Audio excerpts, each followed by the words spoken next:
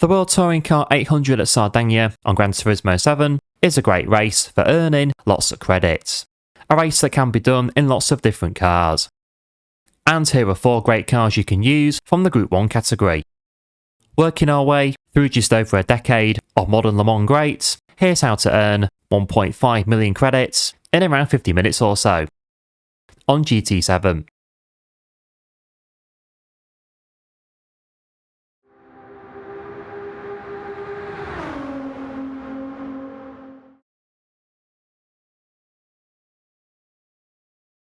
And here we are for the World Touring Car 800 at Sardegna. 15 laps, 8 times fuel, 8 times tyre for cars up to 800 pp, with 485,000 credits up for grabs, where you can use your own car. And for this one, we're going Le Mans prototype and hybrid racers. And here are 4 of them that'll do well. First is the Peugeot 908, undoubtedly the favourite for the 2010 24 Hours of Le Mans, with Alexander Wurz, Marc Genet and Anthony Davidson. The car may have failed to finish the race, but Peugeot did taste glory a year earlier, beating the Audi R18. Buy the car in Brand Central for 1 million credits. As the car's in Brand Central, go buy it whenever. And head to the tuning shop. No custom parts available / needed.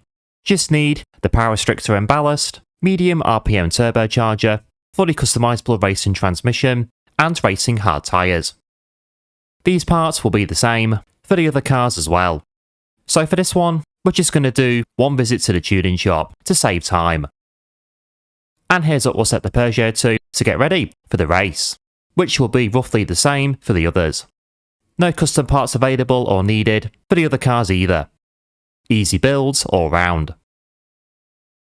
And here's the setup, which includes equal high anti-roll bar on both the front and the rear of the suspension, and equal damping, while the differential set found help with smoother corner entry and exit, the car in particular being pretty good on the brakes.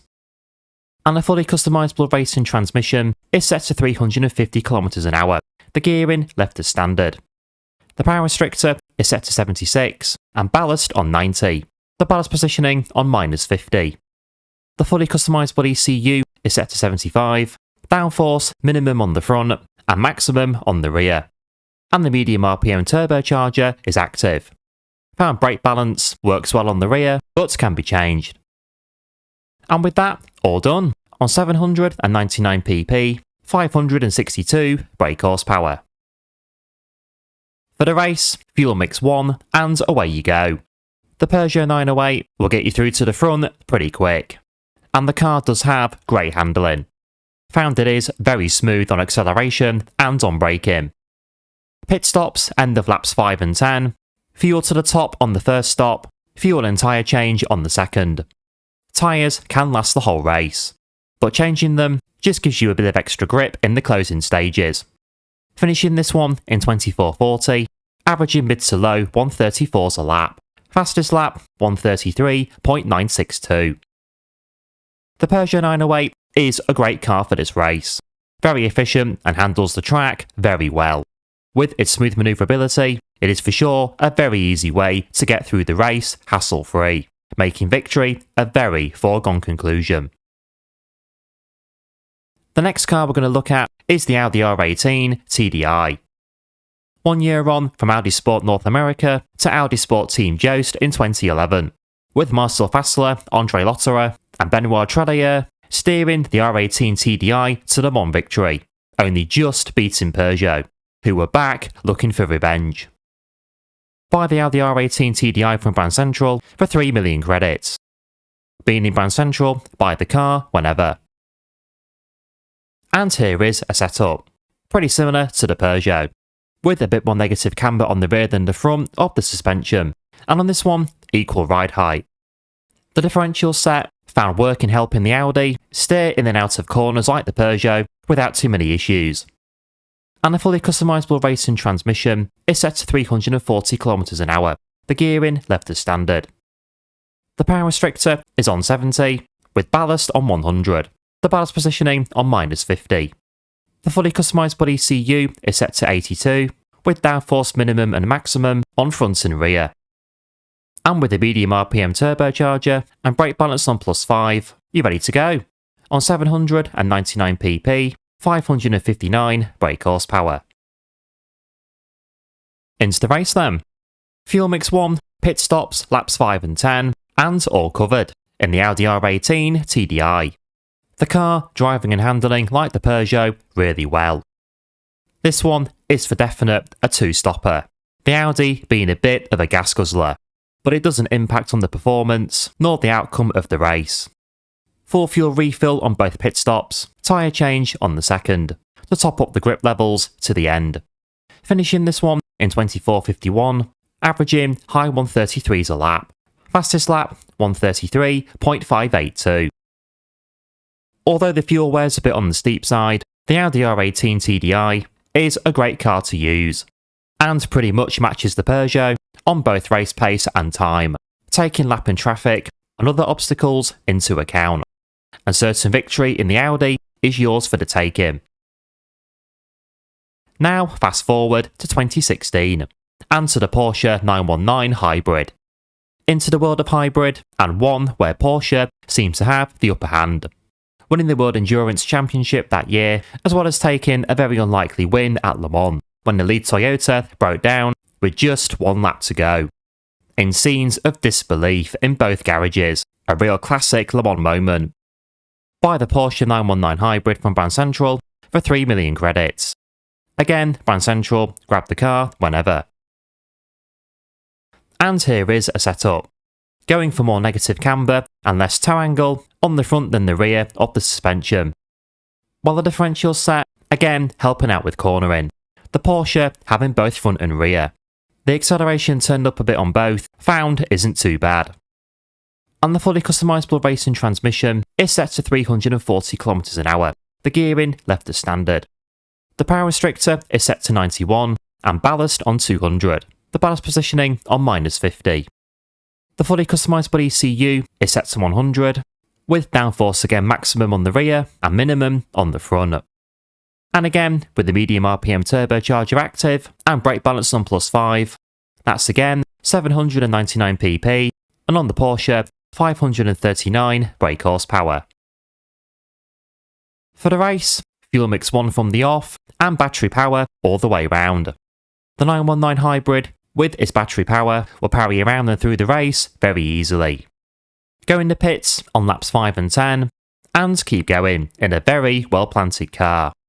Again, fuel on both stops, full refuel on the first, top up on the second with changing tyres. And with the extra grip in the final stint, battery power through to the checkered flag.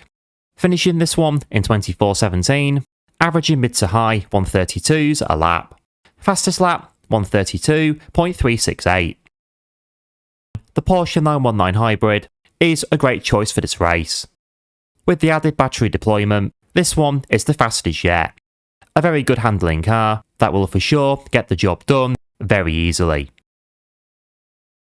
And now jumping more recently to 2021, and into the Toyota GR010 Hybrid. With Mike Conway, Kamui Kobayashi and Jose Maria Lopez taking the win in that year's Le Mans, with Sebastian Buemi, Brendan Hartley and Kazuki Nakajima rounding out a Toyota 1-2 for Toyota Gazoo Racing. Buy the car from Brand Central for 3 million credits. Again, Brand Central, buy the car when you want. And here is a setup.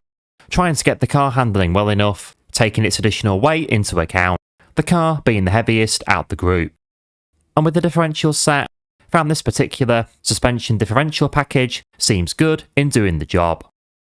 The fully customisable racing transmission is set to 350 km an hour, the gearing left as standard. The power restrictor is set to 80 and ballast on 109, the ballast positioning on -50. Downforce again is maximum on the rear and minimum on the front. And with the medium RPM turbocharger and brake balance again on +5, the Toyota is good to go. On again 799 pp, and on this one 552 brake horsepower. The race in the Toyota, fuel mix 1, pit stops laps 5 and 10, the car working well around the track. But having said that, it is pretty heavy, compared with especially the Peugeot. but it does still drive and handle really well, and it will effortlessly dominate the proceedings. Lap 5 full refuel, lap 10 to top up, and tyre change to get through. Rounding out the race on the whole, no issue. Finishing this one in 25.05, averaging low 136 per lap. Fastest lap 135.751. The Toyota Hybrid may be the heaviest car out the group, but it is still, however, a great choice for this race. Finishing the race in still a very good time. Unlike the Porsche, with added battery deployment to get you through. Powering through hypercar style. And with that, with the clean race bonus, that's 727,500 credits. Meaning that's around 1.5 million credits in around 50 minutes. Each race a guaranteed victory, and the clean race bonus also guaranteed near enough every time. And there we are. 4 great Group 1 cars you can use for the World Touring Car 800 at Sardegna. Each of these cars are all great choices for this race. And with the same race strategy for each one, you'll be earning those credits from this one with relatively little to no issue, spanning just over a decade of modern Le Mans greats. And if you enjoyed the video, don't forget to like and subscribe, and I'll see you in the next video, or live stream. Thanks for watching.